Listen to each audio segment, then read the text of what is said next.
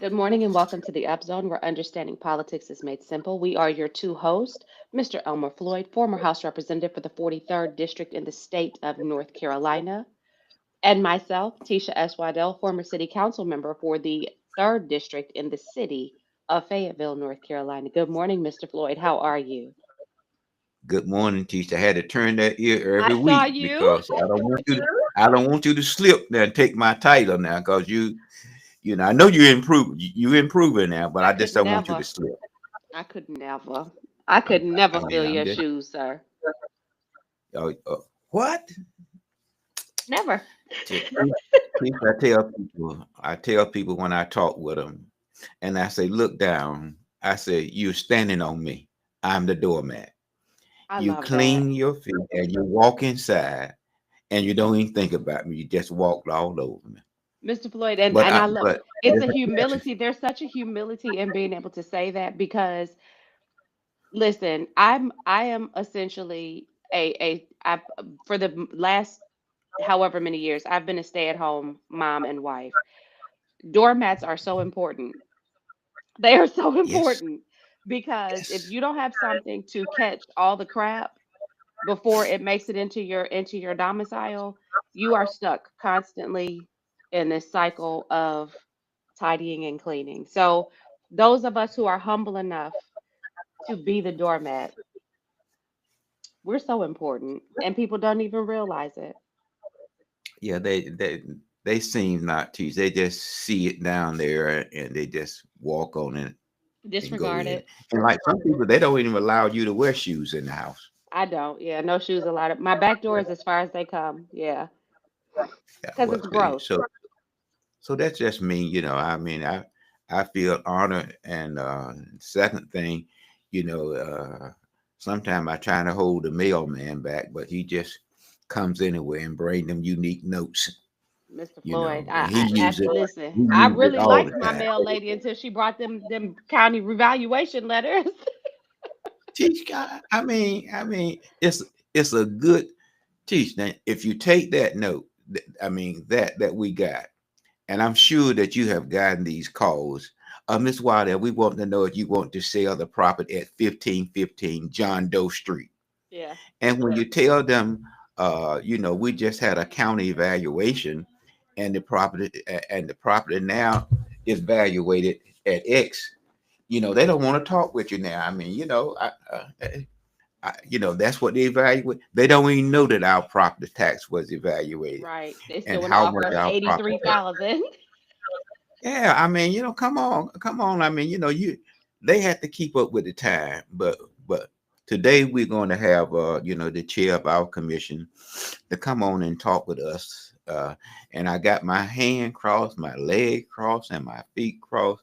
Is that when they meet, that they don't do the full assessment. Uncross everything, Mr. Floyd. Just go ahead and start uncrossing. I hope they don't do the full assessment. If they did the full assessment, we got, as they say at NASA, Houston, Houston, we we have a got problems. problem. Well, we won't know until June. We likely won't know until June, so we just have to hold on and see. Mr. No, Floyd, we got say to that know again. before then. Oh yeah, because they Well, have to put the we'll get an increment before July 1 because the budget must be in place by July 1, no later than the end of July. Mhm. So that they could get it out, that lovely notice to us by September 1. Absolutely. Mr. Floyd, what announcements do you have for us? Well, the Cumberland County Democrat Party is going to have their convention. We mentioned last week on the 26th of April. And then Reverend Brinkley is having his retirement banquet activity at Gate 4 this weekend. And Fayetteville State University women won the CIAA, and their men uh, have received an invite for Division Two tournament. And now Fort Liberty Teach is now Fort Bragg. If you're So listening to us and you can't see us, I'm smiling like a Cheshire cat. I'm so excited about that. well, those are our announcement that we have, and I hope that at the end of our program we can talk briefly about the governor state of the state and the speaker of the house response to the governor's state of the state. And if you make it to the end of the program today, we're also going to talk about what Rumorville is saying in reference to who may be running for office and why. Now that is for the county board of commission and the mayor. Correct. Those okay. Now don't forget now those persons that's filing for the board of election, I think their filing period open. I think it's July 1. I And think with you are the correct. election the first Tuesday in November, and that will be a interesting race because they're also going to look at now the because the superintendent has retired, a new superintendent. So whether or not they will go nationally or whether or not they will stay in house for a superintendent, and the superintendent really was a he was a dynamite person to work with and speak with. I agree. I I agree. enjoy. Mr. Floyd, we have that feedback going on still, and I don't know how we're going to resolve that. But what I'm going to be doing throughout the course of our recording is again just muting back and forth to make sure that we kind of clear up some of that feedback. So if you tell me you hear me tell you repeat that, Yeah. just know that that's why. But we do have Okay. a guest coming on today. Our guest is going to be former senator, current chairman of the Board of County Commissioners, Kirk Deviere. And he's always said to me, "You can ask me anything." And I always do my best to take him up on that. I'm looking forward to this conversation because there are a lot of big conversations coming out of Cumberland County. We're hearing about the event center. We're hearing about water. We're hearing about like the sheriff's office needing more funding. We're just hearing about all of these different things. And I'm really eager to have that dialogue with him. But I do want to go back to what you were saying about the Democratic. I think you said, did you call it a convention or what are they having? The Cumberland County Democratic Convention is going to be April the 26th Are of you all going this to year. be talking about a new strategy for engagement and for I doubt determining? very seriously. I doubt very seriously, but we will have the convention. I'm sorry. I'm just responding to you, madam. Yeah. We will have the convention, and I don't see any changes in the agenda. I do see that we're going to still be in opposition to charter school funding. We want to have health care, education, and those type things, and whatever a stream right agenda. You know, that's what I believe that we are going to have. We won't look at. Uh, I just well, we will have a convention. Why are you also resistant to having a conversation about change? Well, because we believe now. I don't know, Tish, but if I was chair of a corporation or president or CEO, in which they do so often, they have what they call an assessment, Hmm. and if they see where they have lost millions of dollars, and I think they will begin to look at, as an example, Walgreens saying that we're shutting down a lot of our stores and make them smaller because they're saying that certain communities come into their stores and take the merchandise and don't pay for it. If you understand what I mean, Hmm. you know. So Walgreens say we want to operate and we want to provide services, but we're gonna do it at a scale down. This is what they look at as they do the overall evaluation because the profit margin is not where they want it to be. So Right. our party need to look at that. Why have we lost uh, over 600, 700,000 members, Yeah. but our state has grown in population and the unaffiliated have grown and the Republican Party have grown, but our membership has declined. Continues to lag. Well, Mr. Floyd, our guest has arrived. We're going to go ahead and let him in now. And I would like to introduce to our audience Mr. Kirk Devier. He has been a resident of Cumberland County for over 2 decades, contributing significantly to the local community. He has served honorably in the United States Army for 10 years, holding various leadership positions in the infantry.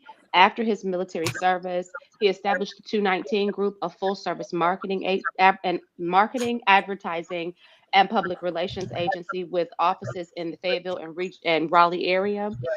He was elected to the Fayetteville City Council in 2015, serving a term from 15 to 17, and he represented District 19 in the North Carolina State Senate from 2019 to 2023. He is no stranger to our former governor's tactics um, of primarying him and out of spite, regardless of how well he served in the Senate. During his tenure, he secured, and that's my opinion, Mr. Floyd. You know where we stand on that.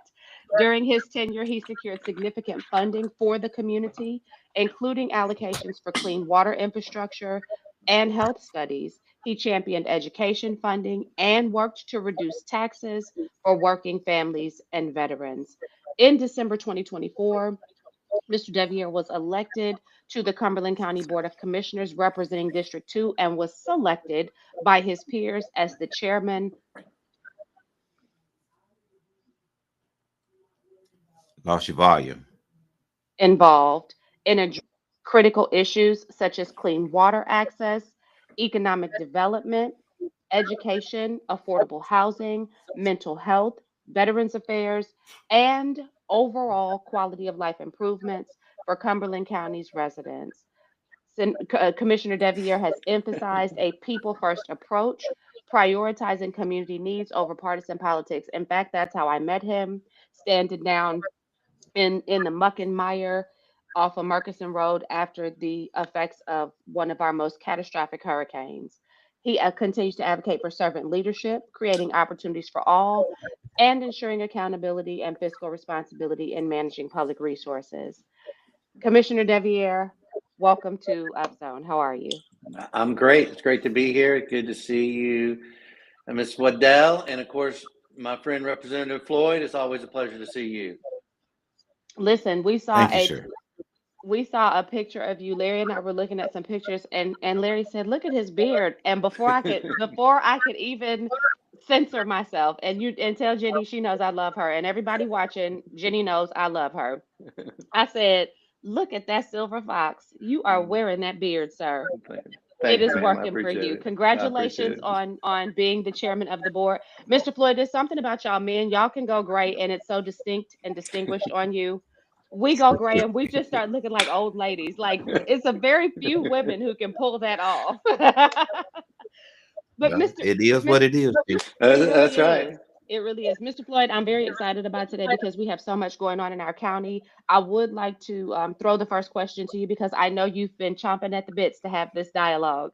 So you go ahead and you can ask Commissioner Devier our first question today. uh, uh, Kurt, since we served in the General Assembly together, you worked on one side of the fence and I worked on the other side of the fence. But the question that I have for you, I received, I think it was last month, a beautiful love letter from the county board from the county, and it relate to my property taxes, and it went up a substantial amount. So that's my question to you. I know it's early in the game before appropriation is there. Could you just communicate with us some thoughts about that? I know you can't be specific because the county has not voted on it, but many of us just didn't like that love letter. It was just like a Dear John letter if you're in the military, That's right. has been in the military. Well, You know what I'm talking. yes, sir. And Representative Floyd, I'll just tell you first, we didn't send you a tax bill. We sent you a property valuation. So probably one of the biggest assets that people have in this community, probably just appreciated, which means Representative Floyd, your net worth just increased. So can you give me a loan real quick while we're here and having this conversation? But no, I'm just kidding. But and I get it. A lot of concern on what that meant across our community, we really tried to lean forward into this. I mean, I did a video trying to educate, our population in our community about what's going on. It was seen by over 100,000 people. But what this really means, and this, every 8 years by law, we have to do a reevaluation. Is that too long a period? Yes. We're working to try to move it to 4 years to stabilize those ebbs and flows. But really what we saw with this evaluation is that because of COVID and because of the growth that we've seen in this area, because of the investment, especially on the residential side and the explosive growth we've seen in parts of our community, out in northern Cumberland County and in western Fayetteville and in the Hope Mills area, you've seen these dramatic valuation increases because property values have increased. This is done, the residential side is where most people are focused. It's done based on sales, comps. And so they're comparing against other properties that have sold. It's a process that was approved last year. It's kind of a standard process. But the important thing that people need to understand is while your valuation probably went up, more than likely it went up, that doesn't mean your tax rate went up. So as a board of commissioners, we will set the tax rate. It's currently at 79 cents per 100.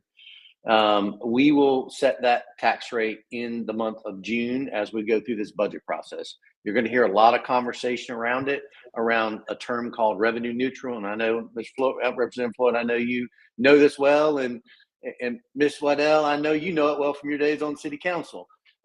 So we have to set the manager has to give us a revenue neutral rate. And what that means is, in layman's terms, that you try to set the tax rate so you're not bringing in any more revenue than you're currently bringing in the current year. So what does that mean? That probably means a reduced tax rate. Where do I hope to see it? Again, Representative Floyd, as you said, I don't want to speak for the board because, it takes 4 votes. You know how to count just like I do. But I think you're going to see a board that's interested in reducing that tax rate for a lot of reasons. One, I mean, from my perspective, I will always advocate to keep more money in people's pockets. They know how to make that investment. But as we look at the residential, I think that will take, that will lessen the burden on our residential taxpayers. And the hope is, as we look at the increases in the industrial side and the commercial side, we hope that that's going to spur growth. So think, and this so well from being in the legislature, Representative Floyd, that if we can lower that tax rate and be, especially from the industrial and commercial side, and get that outside investment into our community, and we can be more competitive now across our region, and even, let's push on the triangle a little bit and see if we can take some of that investment away from these other areas and invest it here locally. I think that's important, but we still have to do some work from an infrastructure standpoint to ensure that we can handle this growth. And that's another thing that we've got to balance with how we grow and how we invest and what we prioritize the tax dollars we take in with. Well, let me ask you another a question there. And this is a sidebar. Right now, you have a convention center that you all have paused for 30 days to look at that. And then on the other hand, you also been given a review of $800+ million with a school renovation and projects. And the governor mentioned last night that he has a $4 billion to support the school system. And then again, on the other hand, too, you got a $1.4 billion worth of water and sewer infrastructure. And on another hand, I know you got all these hands about the sheriff indicating that he need additional assistance in order to provide security for the county. And on another hand, you have a I am never giving you the first question again, Mr. Floyd. Never. Well, you're taking all the questions. I'm through. I let my colleagues go, but don't leave out the homeless shelter as you respond to Ms. Waddell. I want you to finish all these hands because you're going. I'm through. I'm through. Here's the first thing I'll say to that, Ms. Waddell and Representative Floyd, is that you should, as a community, we should fund our priorities first. That is critical. And we've got to fund our education system, our role as a county. We've got to fund that infrastructure, those facilities. We've got over $800 million of deferred maintenance, as you alluded to. The Board of Education has done a good job of providing us a very prioritized list. It's really about $350 million over the next 7 years. We have to fund the things that we're responsible to do, just like we've got to fund infrastructure. I'm glad to hear you say that $1.4 billion message on the water and sewer, because that's the number that I've been talking about. That means that message is getting out. And the point of that is that we've got to invest in that. We've got to have a comprehensive county-wide water and sewer plan. And we just can't talk about it. We just can't have a press conference and talk about it. We actually have to fund it, because if you want to know what people care about, look at what they spend their money on. And we've got to invest in it. And I believe that this board with this budget is going to do just that. Likewise, we've got to invest in our public safety. We've got some things, we've already done some things in the first 100 days that this board has been seated. We've already made some investments in public safety in helping the sheriff's office retain and grow in their detention center and retain some lateral and recruit some lateral transfers. So you're exactly right. We've got a lot of priorities out there. And I know the Crown Center is paused. And it's really, we need to do our due diligence. Let's look at the revenue model. Let's look at the escalating costs. There's a lot happening at the federal level with tariffs and everything else, but it's also looking at the scope of all the contracts to make sure that we are doing what we said we were going to do, and that everything matches up. I think it's a responsible action by this board. We're accountable to the taxpayers, and we want to be transparent in all those things. But remember, this project is funded from food and beverage dollars, which I know because you were sitting in the legislature probably when that bill was passed to fund a food and beverage tax that would then fund the capital needs at the Crown. So I don't want to say it's a different pot of money, because it's still taxpayer dollars, and it's still important that we're responsible with those. But when we look at how we fund education and water and public safety, and I would say economic development, that's going to come from our general fund and our capital investment versus an F&B and an occupancy tax. So while it's a different pot of money, it's still, we need to be responsible with it, and we need to balance all of the priorities across this community. But most importantly, we need to fund the priorities first and then look at other things and actually do it, not just talk about doing it. So, Chairman, I have two questions in regards to the event center. The first question that I have is, and I'll ask them both to you at the same time. The first question is, what prompted this pause and review? And the second would be, who is the builder or developer that has been brought in to partner to build the event center? So first, I don't want to say there's anything that prompted it, but here's what you have to look at, Ms. Waddell, is the fact that the next step of this is really when everything begins to happen. It's the largest investments. It's over $100 million when we take this next step. It's really when the construction begins. It's when the construction manager at risk begins that deep dive and begins that big process. So we really wanted to let's look at the performer of this space. It does it based on today's conditions. This was done back in 2023. Do we have the same conditions? Can it not have a pull on the general fund? Let's look at the financial plan on how we're going to fund to build this to make sure that it's coming from this pot of money. And then let's really look at the scope of the project team that was put together on this. And that's what it is. It's a project team made up of, the operators at the Crown, an architect, a construction manager at risk, as well as an owner's rep. So the project team is that. And we want to just look through all those scopes ensure that we're doing what we need to do. Internally, we've done that. Our staff has done that. We just thought it was, again, a responsible step to make sure we're all really busy, a lot going on, people way down in the weeds on this. Just having an outside entity begin to look through all that and make sure we knew exactly where we were before we take a next step.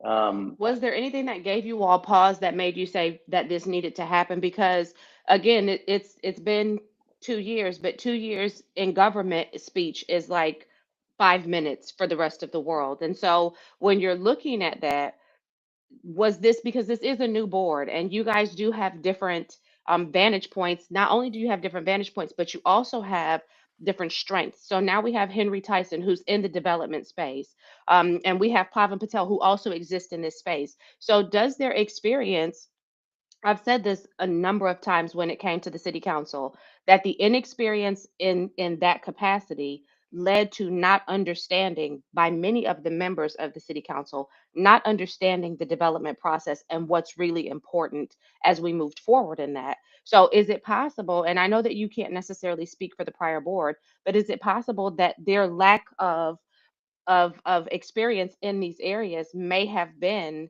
a part of the reason why this review may be necessary, because there could very well be some things that these new members with their experience in these ventures have highlighted that say we need to go back and look at this.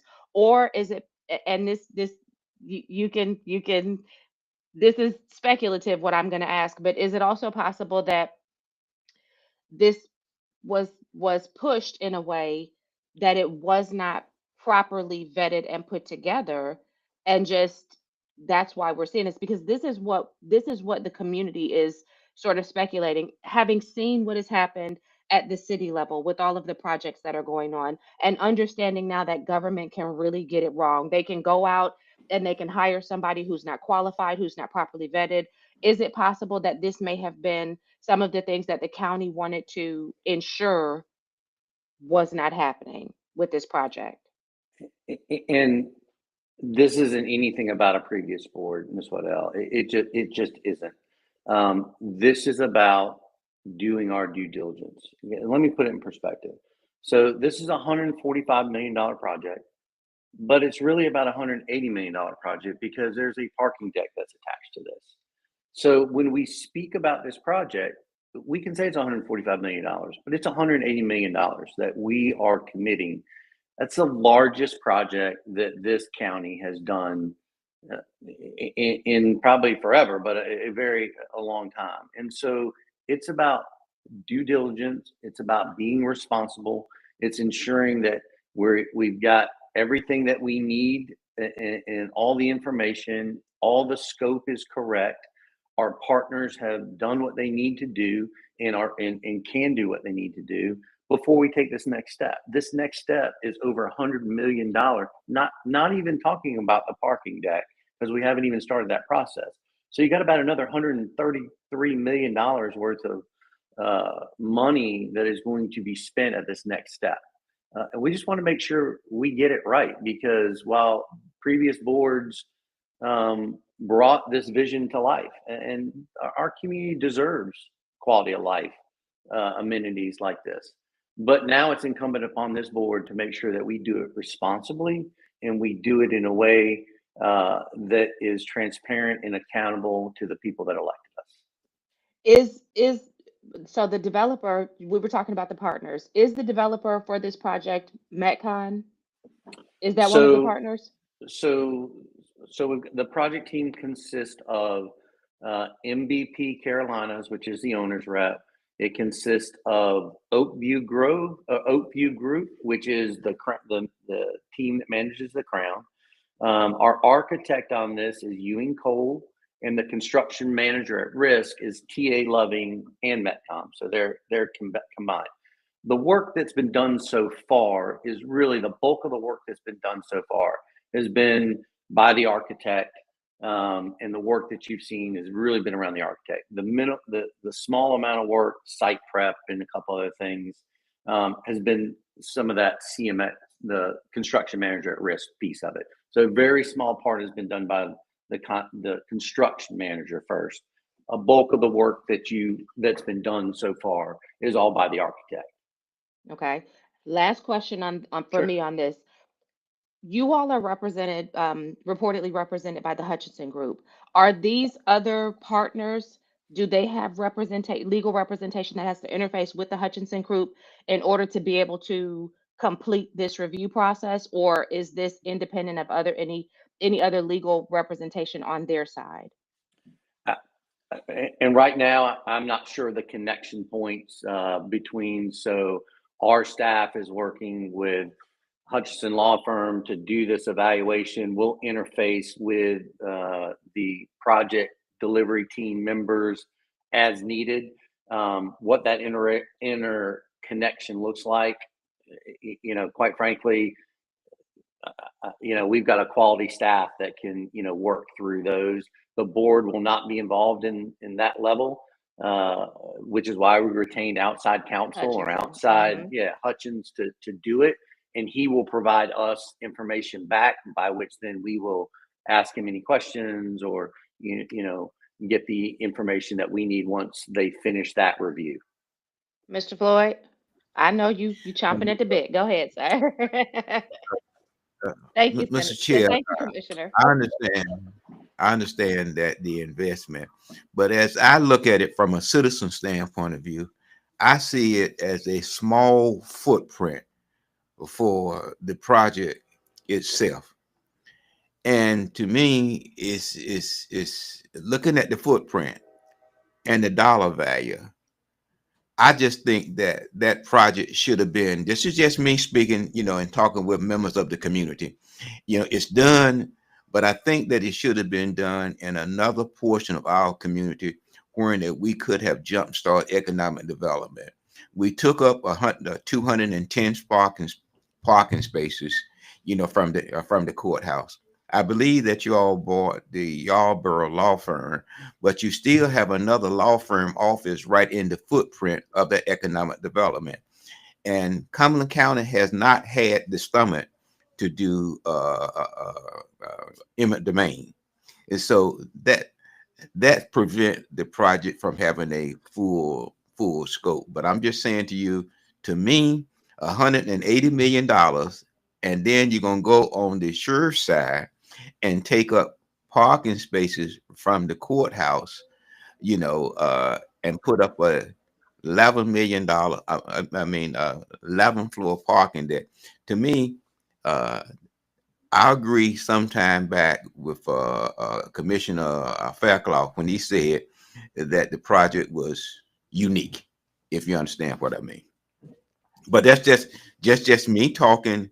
The project is underway, but I wish that it could have been at another location to jumpstart economic development when you have public money and private money growing and increasing our tax bases. Because unfortunately, you all can't print money because you are not the federal government. You must look at how you can be created to provide services that will increase your tax base. So I salute you and what you're doing. My other question, are the other question is, are there other agency or other projects that the county has provided funding for that it may look at how those projects are moving forward?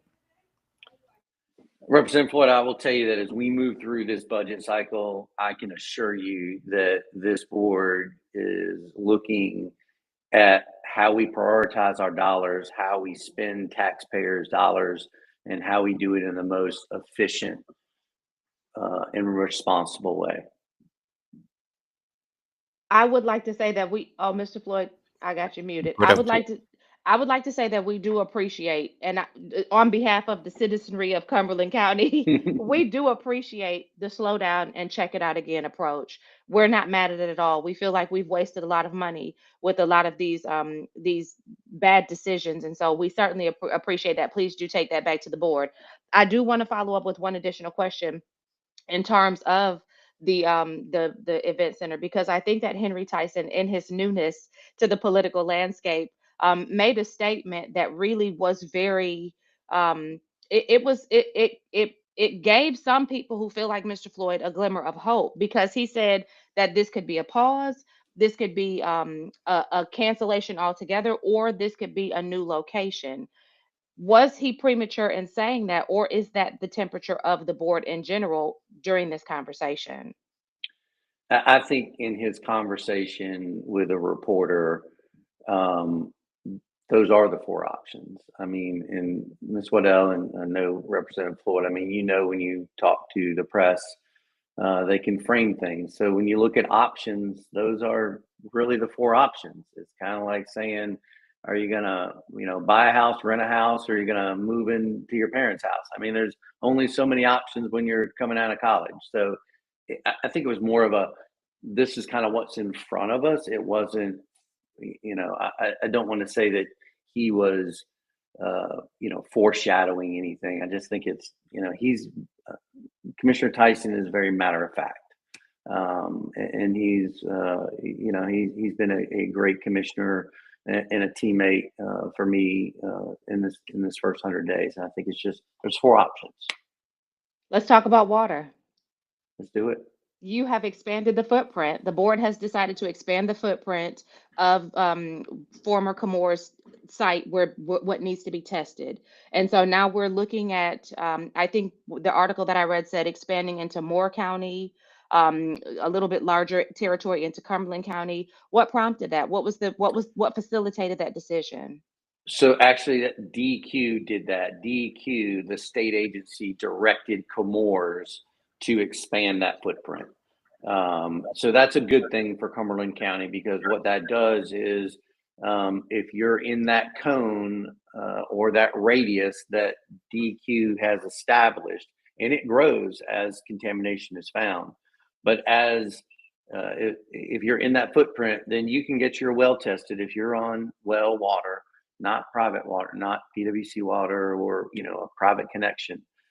If you have well water, you can get your well tested. And that's important because people need to know because then it makes them eligible for resources from the consent order, the legal order that was with Comores that compels them to provide filtration systems either under the sink or full house if they're at certain levels of PFAS contamination. So it's a great thing. We want to get out the word to make sure that people are that they are getting their wells tested. But from a county standpoint, again, one of the first things we did is we were tired of hearing that schools had taped up water fountains and everything else. And so there was a simple fix for that. And there's a short-term and long-term kind of fix. We got to get a permanent water solution, not just to those schools, but to our citizens.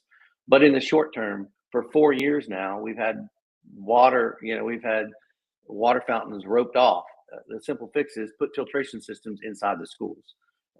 We're doing that. We're funding that at the county level. That's action. And why I say that is there's been enough talk about what we can do for water.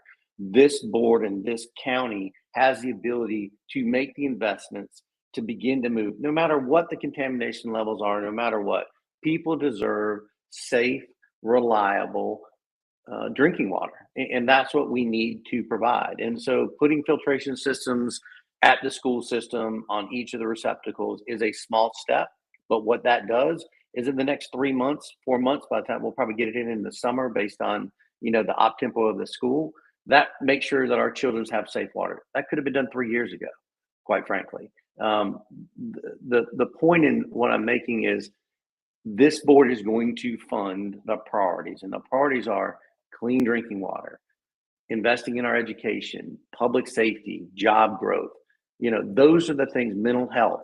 Those are the things that we're going to be extremely focused on. And our actions, I hope, are showing this community. We've got a lot of work to do with water. We're working phase 1, phase 2 in Grace Creek right now, but we've got some bigger plans that we're working through on how we look at consolidated countywide water and sewer, because you need to do both as we move forward. And that's going to take a lot of work. That's that $1.4 billion that Representative Floyd talked about. But we have to be committed to doing it. Is PwC a part of that conversation with you all? Of course, PwC, we want to see PwC be as big a partner as they can. But you got to remember, PwC, while they're an asset of the city, they are in business to make money. And I clearly understand that. They've been a good partner in this. We're working with them on phase one, phase two water for the Grays Creek footprint. And they're working with us on that, and that's advancing. I'm proud of just the movement we've made in the last 90 days on that. And I think that's because, we've got the right people at the table having those conversations and moving through blocking and tackling many of the issues. So, but it's bigger than that. It's how are we working with Godwin to make sure that they've got water for the development, the residential development that's happening out there, that then ultimately provides them more revenue to their community to grow. How do we talk to Spring Lake about the hundreds of thousands of gallons of water that they're losing every year in their aging infrastructure? How do we look at, I can go on across different communities, Stedman, Wade, every mayor that I've talked to, and I've talked to every mayor routinely in the 100 days that I've been the chairman. I've met with Hope Mills, Spring Lake, and Fayetteville monthly. I've met with the municipal mayors as a group once and individually twice. I'm at every mayor, and what you hear collectively from them is we need help with water and sewer. So that's our role as a county, and we've got to make the investment. Again, we're not just going to have a press conference and talk about it. We're going to do it. Mr. Let Floyd? me ask, let me ask you a question. Godwin, question one, will PWC become a regional water system? Do you think that that could happen? I can't speak to what the PWC board will do in the direction that PWC. Great topic to bring Commissioner Davis on and Tim Bryan, their CEO. I think in my conversations with them, they want to be a partner in being a water provider. And I think they're part of this solution that, as you know, Representative Floyd, we should have done this years ago when we had the opportunity with grants and low interest loans, and we didn't do it for whatever reason. But again, I try not to look backwards. I try to look forward and move in a direction and control what we can control. And this we can control. This is a piece that this county can invest in and make an impact to the citizens at their water tap. The other question of it is, Godwin, as an example, get water from Falcon. Falcon in return get water from Harnett County. If Godwin is able, I think Godwin has an 8-inch water line, and Godwin need a 12-inch water line, and they're looking at building somewhere 400 units.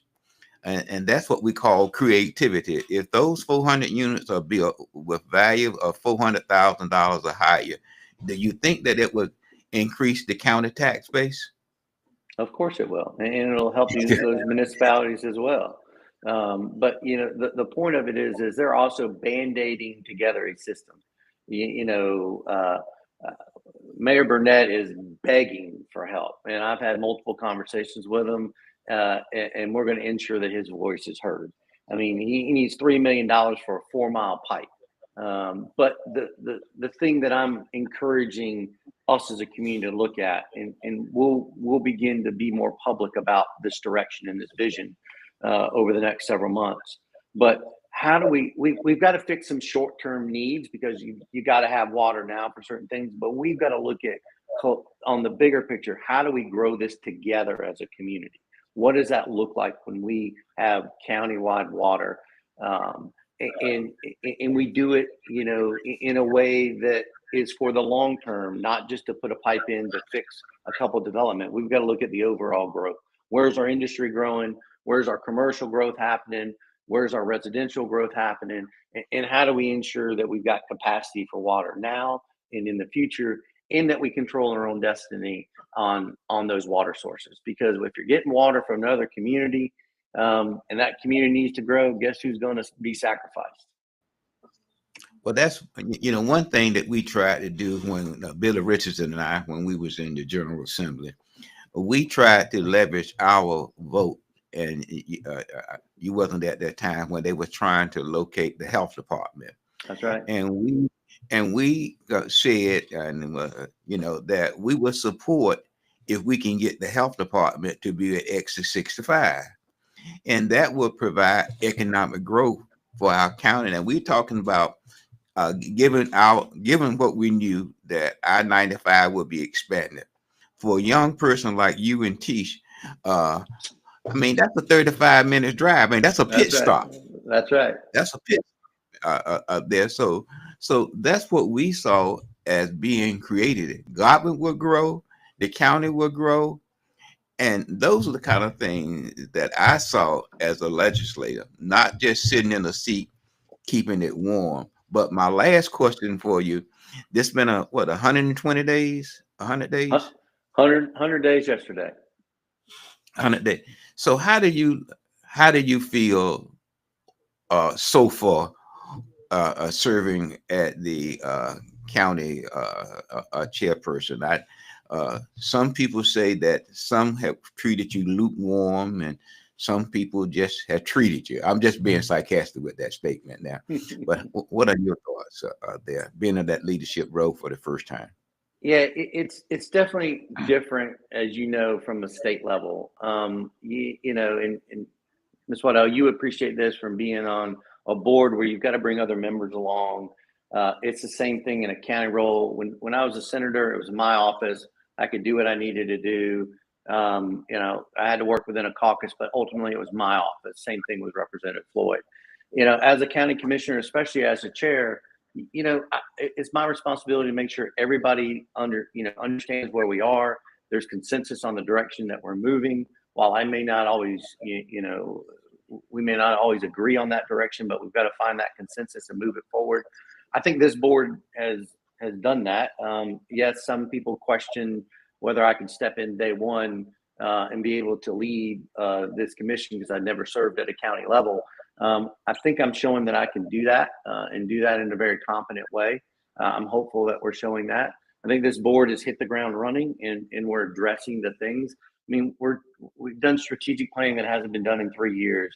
We're investing back in public safety. We're immediately investing in the immediate water needs. You know, we're starting this budget cycle. We're going through all these things in a way that even with 3 new members of the board, and normally that can be to his detriment because you got to get everybody up to speed. We've really hit the ground running in a way. We reformed committees, so we're pushing work down into committees and really getting into the weeds on what we're needing to do. We're looking at things like the Crown Event Center. We're looking at things like the unhoused support center. We're reviewing where we are, what we're doing, and more importantly, where are we spending tax dollars. I've enjoyed it. I will say that, you sometimes forget local government is the closest where you touch people and can really make an impact. And while I thoroughly enjoyed my time in the Senate, I enjoyed my colleagues, the work that we were able to do up there. The work I was able to do with the veterans tax exempt for pensions is huge for our state and for our local economy. The money we were able to bring back. But doing this work is different because we can make a direct impact to those citizens. And so I'm optimistic about what we've done. Has it been a little bumpy? Yeah, but changing leadership is different. I think the staff has handled it well. My vice chairwoman, Veronica Jones, and I handle this very differently. We come at it from a different leadership style. I think the staff has responded well. I think the board is beginning to come together after this first 100 days, and I'm optimistic about this budget cycle and where we're going to go over this next year. What would you like to leave the citizens of Cumberland County with that are listening today? What key takeaways do you want them to have from this conversation? I want them to know that they've got a board that is responsible to you in this, responsible to you as citizens in this community, that you've got one that is going to be accountable to you and that's going to be transparent. I think, my leadership is to over communicate, to do things like this, to talk to different audiences. It's extremely important. I want you to know that this board is going to fund the things that matter to you. And that's clean water, that's good jobs, that's what we're doing in our mental health, that's our education system. Those are the things that we have to fund because that's what matters to our community at the end of the day. And just know that we're accessible. We're out in the community, not just me. This board is actively out in the community. I would say actively 5 or 6 of the people on this 7-member board are actively out in the community. And that's important because you need to be able to not just see us on some TV sitting on a dais. You need to see us out there in the community where you can have those hard conversations with us, and get to know who we really are. Look, I'm a dad running, a few businesses with an 8-year-old in public school and a wife that works as well. I'm just like a lot of citizens across this community, and I understand that. But it's important that we communicate and connect with our citizens across this community. But know you've got a board that's going to look out for your best interest, and that is going to be accountable to you at the end of the day. Absolutely. And Well, you let talked me about, go ahead, Floyd. let me You say, wrap us up, Mr. as we Floyd. Go close, ahead. yeah, as we close, there's some saying that your ability to lead as a county chairperson, if you served in the General Assembly, you know that serving on committees, those committees, provide us a leadership role. Number one is that by serving, the first thing that they do in the General Assembly, as you well know, you establish your rules, and then you move from there. And as you attend committee meeting, you see the structure. I mean, believe me, now you see the structure of how a organization work, whether you like it or not. It's a structure that's in place. So I knew that you had the skill set by serving in the General Assembly and serving on committees, whether you like what the chair said or chair not. But there was procedures in place, and so I salute you and say thank you, sir. Thank you. Always a pleasure, Commissioner Chairman Devier. Kirk. I know, but please be sure to tell Jenny I said hi and give Gray a high five for me. And we will most certainly have you back. You keep us posted on what's going on in the community that our people need to know about, and we'll make sure we do our best to help support sharing that information. And do take our thanks back to the board specifically for saying we need to revisit this, take a look, and make sure that as we move forward, we do so responsibly. Our citizenry in this community, we are worn out from bad decisions. And so we do not mind a brief pause to make sure that things are going well. And we also very much appreciate the engagement that we see coming out of the commissioners because like you said about the video, I noticed this uptick in communication about what's going on. And that's important because Kirk, you're right. Our net worth increased. And most of us that recognize that and are able to still get out and work and make extra money to pay extra taxes don't mind if it's communicated to us effectively. So thank you for that. We appreciate you coming on. We look forward to having you come back. And I guess just enjoy the rest of your day. Have a stellar day. I'll be doing the county's business here. We have an agenda session this afternoon, but look forward to coming back. Love to bring my vice chair with me. We can have We'd some love great that. conversation. I'm very appreciative to her and the work that she's doing. Everybody's got to take their piece of this. My leadership style. Everybody takes their role and they begin to move forward with it. And I'm appreciative to her and what she's been doing, as well as the entire board. But thank you for this opportunity. Thank you for helping us continue to educate and communicate with the citizens across this community. And thank for y'all staying in the fight and continuing to communicate. Absolutely. Have a great day, sir. All right, take care. Bye-bye. Now, Mr. Floyd, Yes, ma'am. let's get into the gritty in the city and the word on the curb. I really do appreciate Chairman Devier coming on today. I really do also appreciate the fact that over all of the years that we've been able to observe his service, he's remained very consistent with the people first mindset. Mr. Floyd, I do think that we've got a lot going on at the county level. We've got a lot going on at the city level, and we do need to keep our eyes peeled to see what's going to be happening in both areas.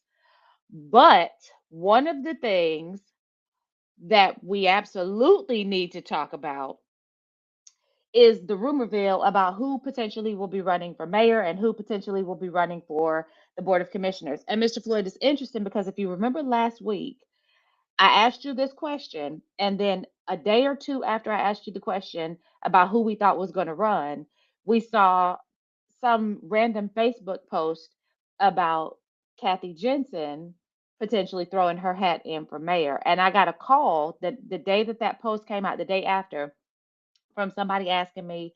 They said, so it looks like Mitch is not going to run again. Are you planning on running? And first and foremost, let me say this: Mitch running is not the reason that I have not run. And I think that if anybody thinks that, they are absolutely absurd, because that is not the reason I have not run. I've not run because I don't feel compelled to do that anymore. Mitch is not an obstacle for me. I continue to assert that I believe that I could beat him if I ran against him, but I have no desire to do that. But what do you think is going to happen? What are you hearing in these streets? What's going on, Floyd? Well, rumor mill has that Mario may throw his hat in the race for mayor. And then again, some say that they don't see how the present mayor would step aside, the kind of given the state of the state uh, that he have served so far, and how that position has helped him, whether or not he wants to do that. And then would he want to run for a House seat, which I don't think that he will, because that's where his brother is. I don't think that he wants to run for a Senate seat, which he would be number 50 in the Senate out of 50, and that's the last seat. So you lose all of the zeal, that you have that in that area. Now, when we look at the county board of commissioners, there's 4 seats that's going to be open in that area, and that's 2 district seats and 2 open seats. Now that field, as you know, I'm sure you heard about it, is full there. So that's the my understanding Some that of the your names that former we're hearing are, of course, Veronica will probably rerun for her seat. It looks like Charles Evans is probably gearing up for an at-large run. Who else are you hearing?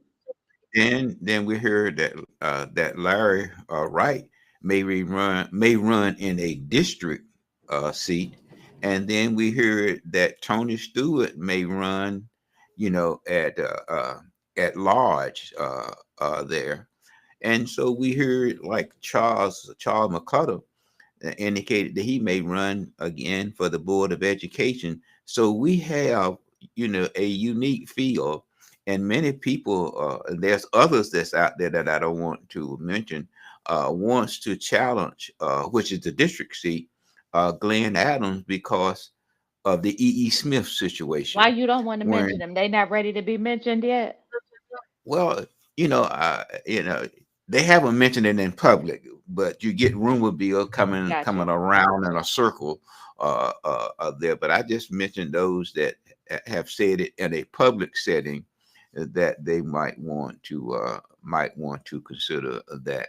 Now they may not have mentioned in the public setting, but they had said enough to other people that they brought it back, Yeah. that they are considering. And I think that. Uh, just like somebody said, well, you too old to run. But I think that sometimes, oldness provide experience, and then sometimes, a Who's changing of the who guard. who says these things? Well, different people who have no knowledge about politics, but just has the mic or a conversation, at that time. Someone said to a person, "You voted to have Commissioner Evans, I mean Devier, as the chairman." So the person said, "How can I vote for him to be chairman when I wasn't even on the counter? I'm not even on the counter board of commission." So you see, people uninformed. Yeah. Okay, I mean they would But just we've yeah. seen we've seen more aggression, and when I use that term, I'm not using it in the term in the way like of a fight, but we've seen more aggression. That Let me find a better word. We've seen more action in this first 100 days from this commission than I can remember since I've been following the political landscape. And Mr. Floyd, that's been about eight years or so. So that says something to me about his leadership, because we're Well, seeing more, we're hearing more. I mean, this is and he was very delicate in how he talked about the pause. But I'll say this: if you're saying to me this level of investment requires us to go back and take a look, that's unheard of, because typically once a board sets something in motion, Floyd, of this magnitude, nobody goes back and goes, well, let's review it. That's unheard of. That would be like saying that if in 2 years, when another board comes on, we could expect that it would pause again. We would not expect to see that, because once something is set in motion, it's typically in motion, and you may change small parts of it, but the overarching principle doesn't change. So the fact that this board had the gumption, the gall to be able to say, put a pin in this, let's go look well, at it. let me share this with you. I know we're getting ready to close up before we go into state and state, but there's a certain things in the General Assembly that we call a conference report. Yeah. That means that the report is joint by the House and Senate. Uh, you can't amend that report, Hmm. but you can have a free mic to speak, To say what you want to say about but it. but you can't do anything about it. Right. Okay, and so that's what has happened. We have had free mics, But no and action. But but no no action. action. But Yeah. no action. I mean, you can speak, you can get all the camera, all the grand play, and everything, but you cannot amend that conference report. But it looked good when you stand up in front of the public and speak. But the public don't know there's nothing that you can do to that report but vote it up or vote it down. So that's what has happened to the county board of commission, and that's why you will see District One, and also the large seat that would be more person entering that, because members It's of the also EEC rumored that, alumni. but it's also, yeah, because it's rumored that Jeanette Council's not gonna run again. Yes, yes. And so, the field is going to be open, because again, that E. Smith group is totally upset, because some action could have been taken to consider. They received the county board of commission as we closed. The county board of commission received it in March. They acted on it in 6 months later about the possibility of the location, and it was simply looking at it, where do we put it? And that was a decision of the board to place it on the agenda, 6 months later, just Right. to make a decision on the location. Well, Mr. I Floyd, what mean, did Josh Stein say about our community last night? I know we had an hour now. What did he say about the just state of the state? very quickly, Josh Stein said North Carolina is strong. He talked about a $4 billion bond issue. He talked about Western Carolina. He talked about healthcare, small business, education, and corporate giveaway that should be given back to the state, that money. And then the speaker also did the rebuttal, in which he talked about the $500 million that they're going to give to Western Carolina, and more to come. He talked about ICE, and law enforcement cooperation with ICE. He talked about housing, job, energy, and also about male participating in female sports. And he talked about how the party, the Democrat Party, did not respond appropriately to Matthew and Florence, and that will be different with this action. So at the end, they agreed that they would be willing to work together, and that was Always the good to statement. hear Kumbaya. Always good Yeah, to hear that. it's good to see. Yeah. Well, And so, Mr. can I Floyd, make what my you want to? closing statement? I was gonna say, what you want to leave our people with? Same thing I said last week. Beware of a person that bring you a bone, so will he carry one about you. Beware of a person that And carries a bone. And so I'll just double down on what you're saying with the golden rule. What goes around comes around. Treat other people the way you wish to be treated. this biblical principle. As we prepare to leave today, I want to ask everybody to like, share, subscribe, and follow. Tell a friend to tell a friend. It's always great to have a guest. It's always even better to have a great guest. So I want to thank our guest, Chairman of the County Commissioner Board, Chairman, I keep wanting to call him Senator Deviere. Chairman Kirk Deviere, I want to thank him for taking time to come and talk with us. I always feel like it's a good time when we have, like I said, a good guest. So, Mr. Floyd, I hope that you will have a phenomenal day today and that you will enjoy all of this sunshine that we've got going on. I want you guys to tell a friend, like, share, subscribe, and follow. And